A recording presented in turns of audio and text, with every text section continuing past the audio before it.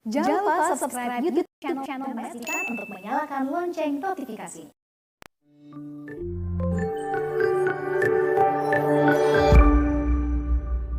Saja kesimpulan.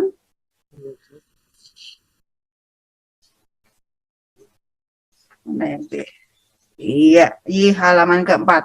Yuk, kita buka puasa 1751 katanya ya. Katanya. Karena aku nggak puasa. Udah minum tadi. Terhadap paparan penjelasan dan masukan yang disampaikan para narasumber, Panja Formasi GTKP3K menyampaikan pandangan sikap antara lain. Nomor 1, mendesak Kemendikbud untuk berkoordinasi dengan Kemenkeu dan Kemendagri guna memastikan anggaran gaji dan tunjangan guru P3K dialokasikan dalam APBN melalui skema penambahan anggaran DAU dan bukan merupakan penggunaan DAU yang ada, dengan implementasi yang jelas dan tegas, serta surat-surat terkait hal tersebut dikirim kepada kabupaten kota sebelum masa pembahasan daerah anggaran di daerah. Setuju ya ini? Izin Bu, tidak ada penambahan DAU Bu, karena ini kan mekanisme APBN Bu. Dan ini anggarannya sebetulnya sudah kita hitung pada saat kita menghitung DAU. Demikian Ibu. Jangan lupa subscribe YouTube channel Mbak Sita untuk menyalakan lonceng notifikasi. Ini kan permintaan Pemda Pak. Jadi kan mereka itu merasa begini Pak. Ini ada tambahan beban. Saya kemarin menganalogikan, mendefinisikan permintaan mereka itu begini. Pak Fikri punya istri. Pak Fikri memberi setiap bulan kepada istrinya 1 juta rupiah. Tapi tiba-tiba pada 1 bulan tertentu Pak Fikri mengangkat pegawai dan mengatakan kepada istrinya begini, Bu, ini ada pegawai, gajinya gimana? Ya kamu ambil dari atur-atur lah dari 1 juta itu, karena tidak ada tambahan uang dari Pak Fikri. Nah, anunya tuh perasaannya itu begitu. Walaupun ada earmarking, tetapi jumlah DAU-nya tidak bertambah. Kebutuhan mereka tidak hanya gaji pegawai. DAU-nya tetap, alokasinya pada tahun lalu harus dirubah karena ada tambahan P3K, kira-kira begitulah perasaan mereka itu. Jadi muncullah kemudian bahasa ini, Mbok kalau ada tambahan P3K itu alokasi DAU-nya ditambah. Iya, jadi bukan ngomong soal tadi yang disampaikan tadi, istrinya Pak Fikri mengatakan kalau kamu angkat pegawai itu aku ditambahi duitnya toh Pak. Itu ini bunyinya begitu. Jangan lupa subscribe YouTube channel Mbak Sita untuk menyalakan lonceng notifikasi. Gimana Pak jadinya? Izin Ibu,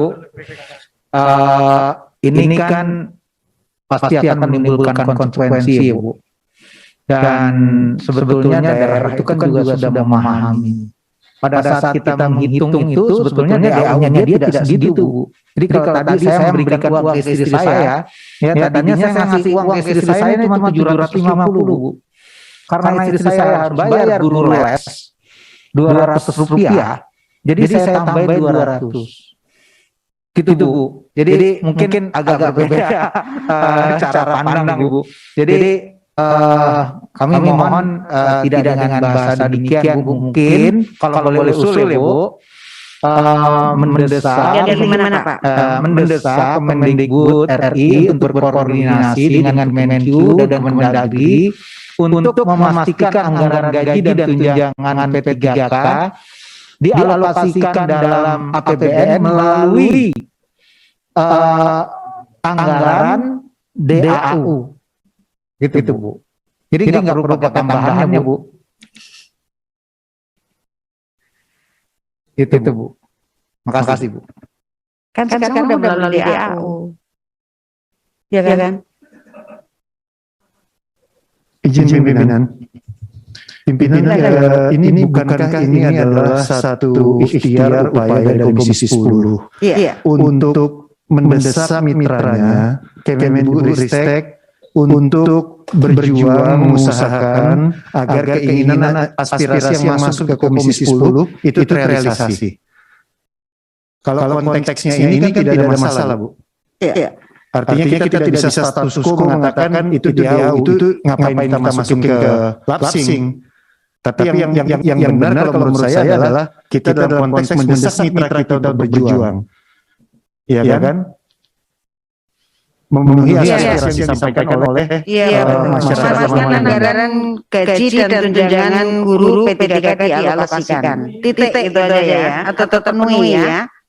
Jadi tidak usah ada kata-kata ya, tidak ada kata-kata DAU. Pak.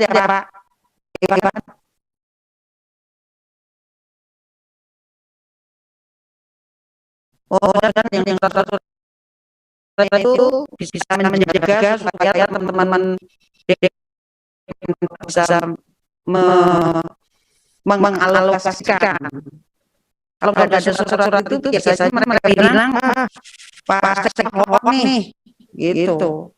Harus ada suratnya, Mas. Ya. Mendesak Kemendikbudristek untuk berkoordinasi dengan Kemenkeu dan Kemendagri guna memastikan anggaran gaji dan tunjangan guru P3K dialokasikan dalam APBN. APBN-nya ada dong, Mas, ya. Terus dengan sosialisasi mungkin ya. Dengan sosialisasi dalam bentuk surat-surat terkait hal tersebut dikirim kepada kabupaten kota provinsi sebelum masa pembahasan APBD di daerah. Gitu ya. Jadi jangan pernah bilang bahwa duitnya nggak ada, duitnya ada. Ya Pak Isa ya. Ada duitnya banyak. Duitnya ada, formasinya ada. Jadi apa masalahnya? Kata Bapak Putra. Ini terkait dengan soal rasa.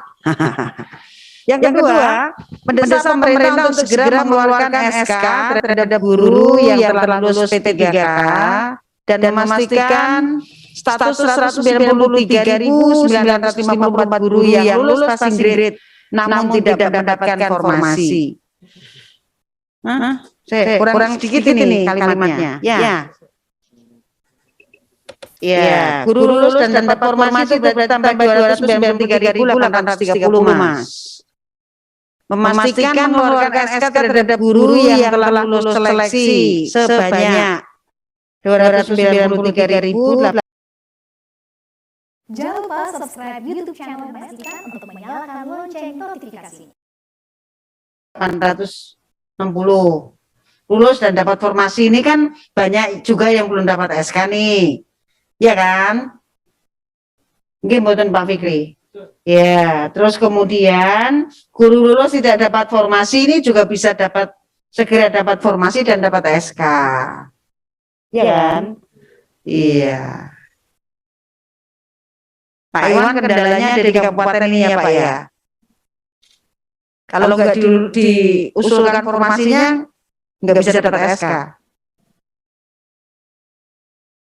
Harus ada formasinya. Caranya kalau Pemda tidak mengusulkan, mereka nggak bisa diangkat. Silakan Pak. Ya, itu yang nanti di mekanisme yang baru sedang kita susun supaya ini bisa dilakukan, tapi tentunya harus ada formasinya dulu untuk bisa. Artinya kalau nggak ada yang mau nyantol kemana kan nggak bisa dipastikan itu. Iya betul. Mungkin bisa dibantu yang tadi saya sampaikan. Sebenarnya formasi yang dibutuhkan menurut ketersediaan yang ada itu sudah bagaimana? Kalau sudah ada kan bisa berarti langsung itu sudah dilakukan ketika perhitungan kebutuhan ASN P3K itu sudah dilakukan. Jadi distribusinya itu kita lakukan dulu, asumsi yang harusnya daerah lakukan, numpuk itu di mana, kita pindahin dulu isi formasi yang ada di Pemdanya masing-masing, baru dihitung kebutuhan realnya itu berapa. Jadi kita mengadakan coaching langsung one on one dengan tim datanya dari masing-masing Pemda, sehingga mereka juga bisa align gitu. Jangan ngitung, ada yang ngitung satu sekolah waktu itu kebutuhan gurunya, misalnya guru biologi gitu ya, 10 gitu, padahal dia butuh cuma 1 gitu. Nah itu kan langsung kita ini kan, langsung kita tertibkan waktu itu, sehingga datanya itu sinkron dengan data asumsi real kebutuhannya berapa. Jadi sebenarnya itu sudah kita lakukan sebelum kita mengajukan berapa jumlah kebutuhan guru. Sebelum 1 juta itu ya. Betul, Bu, betul. Itu kita bahkan coaching langsung tim Pemdanya. Jadi supaya nggak ngasal ajukan aja. Karena seperti yang Pak Isa bilang, dia bilang ini gurunya butuh segini, padahal harusnya ini mindahin guru dulu dari daerah yang surplus gurunya ke daerah yang kurang gurunya. Kita lakukan itu dulu, kita netralkan, baru kita hitung kebutuhan berapa. Baik, jadi ini bisa ya mendorong Ya, pemerintah formasinya diajukan dia. mendapatkan formasinya harus diajukan oleh pemerintah daerah dulu. Betul, Ibu. Ini berarti tidak solutif terhadap harapan guru lolos yang tidak dapat formasi untuk segera dapat SK, Pak Fikri. Ya, memang karena mekanismenya harus ditempuh seperti itu. Jadi formasi harus ada dulu dari Pemda. Waduh, jadi kenapa dibuka dulu kalau nggak ada formasi kembali lagi gitu? Kayak telur ayam duluan mana? Ya. Jangan lupa subscribe YouTube channel Pastikan untuk menyalakan lonceng notifikasinya. Iya, betul. Formasi diprioritaskan untuk pembukaan yang ketiga, ya Pak Iwan. Ya, jadi nanti kalau ada formasi diprioritaskan untuk guru yang telah lulus passing grade, betul, betul. Jadi nanti ketika tahap berikutnya yang kita lakukan, formasi itu diajukan, yang duluan langsung kita prioritaskan adalah nyelesain dulu yang 193.000 ini, baru nanti yang tidak perlu tes lagi. Iya. Kan dia udah lulus passing grade, ngapain tes lagi? Baru nanti sisanya itu dibuka untuk yang selanjutnya. Gitu, Pak. Iya. Nah. Baiklah. Jadi bisa dipahami apa yang nomor 2 ini ya, Pak? Yang ketiga, mendorong Kemenpan RB untuk mengeluarkan peraturan mengenai adanya transisi bagi guru sekolah swasta yang lulus seleksi P3K agar tetap mengajar di sekolah asalnya. Jadi butuh hitam di atas putihnya supaya mereka aman, nyaman, bahwa ya masih ada waktu transisi berapa lama gitu ya. Tapi kalau tadi dari Pak Muhammad Zain tadi bisa loh Pak, mungkin bisa dicari apanya ya, formulanya supaya mereka tetap berada di sekolah-sekolah swasta. Formulanya bagaimana? Kalau madrasah bisa, kan pasti perlakuannya sama juga dengan sekolah-sekolah swasta yang lain. Formulasinya bagaimana? Ya, begitu ya Pak Fikri.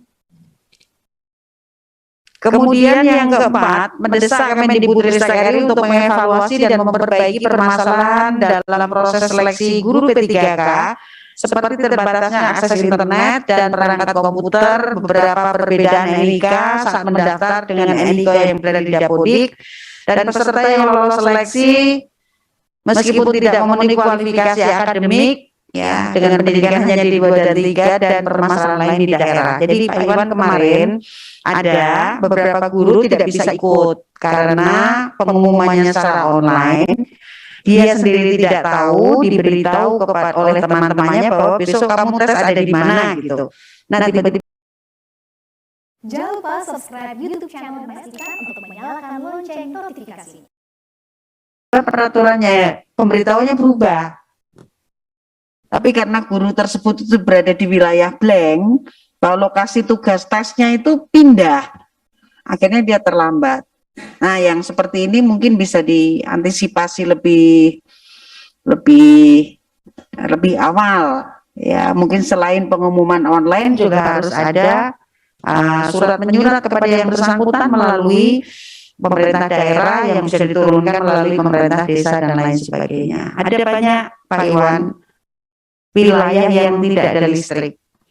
Seperti yang datang kepada saya waktu itu adalah kabupaten lupa saya di Kalteng. 70 desa nggak ada listrik. Ini sedang diupayakan ya oleh Komisi 7 supaya mereka bisa mendapatkan saluran listrik. Sampai hari ini itu bagian dari Indonesia.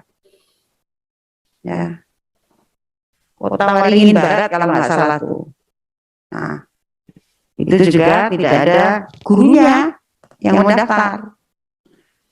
Yang kelima, mendorong Kemendikbud berkoordinasi dengan Pasalnas P3K untuk melakukan kajian agar seleksi guru P3K diserahkan kepada Pemda atau dibuat sistem klaster berdasarkan kondisi geografis masing-masing daerah 3T dan lain-lain. Jadi ada kewenangan yang diberikan kepada Pemda, di mana titiknya mungkin bisa diatur sendiri. Misalnya sebelum mereka mendaftar online,